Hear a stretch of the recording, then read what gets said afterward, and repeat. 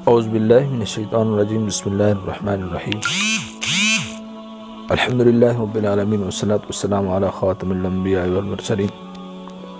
معزز سامعین، آج میں آپ حضرات کے سامنے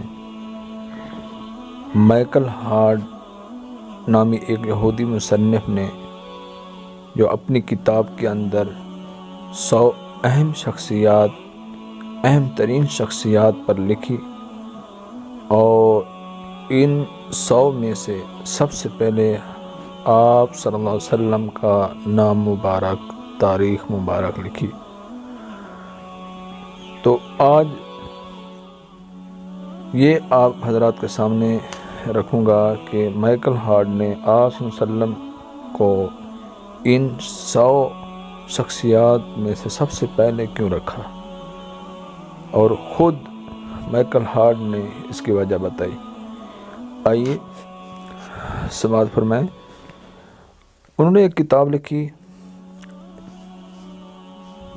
100 اہم ترین شخصیات۔ اس کتاب پر اس نے 28 سال تحقیق کی اور دنیا کی تاریخ میں آنے والے 100 اہم ترین اور مؤثر شخصیات کے بارے میں تحریر کیا۔ یہودی ہونے کے باوجود اس نے ہمارے پیارے نبی صلی اللہ علیہ وسلم کا نام ان اہم ترین شخصیات میں سر فہرست رکھا۔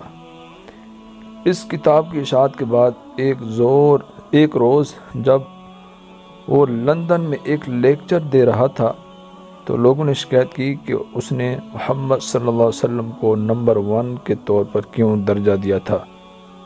اس پر مائیکل ہارٹ نے کہا، نبی کریم صلی اللہ علیہ وسلم نے جب سن 611 عیسوی میں مکہ کے وسط میں کھڑے ہو کر لوگوں سے کہا، میں اللہ کا رسول ہوں، اس وقت ان پر 4 افراد ایمان لائے تھے، جن میں ایک ان کا سب سے اچھا دوست،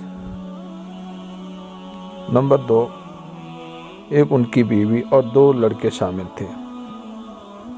آج 1400 سال کے بعد مسلمانوں کی تعداد اربوں میں ہے، لاکھوں میں ہے، اور یہ سلسلہ یہاں رکا نہیں بلکہ اس میں روز بروز اضافہ ہوتا جا رہا ہے، جس سے ثابت ہوتا ہے کہ وہ جھوٹے نہیں، کیونکہ جھوٹ 1400 سال تک نہیں چلتا، نہ ہی کوئی اربوں لاکھوں لوگوں کو بیوقوف بنا سکتا ہے۔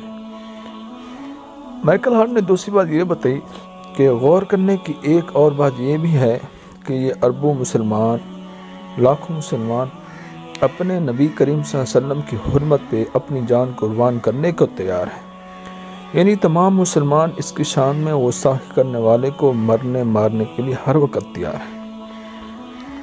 کیا یہ ایک بھی ایسا آپ میں سے کوئی ہے جو اپنے پیارے کے لیے کرے؟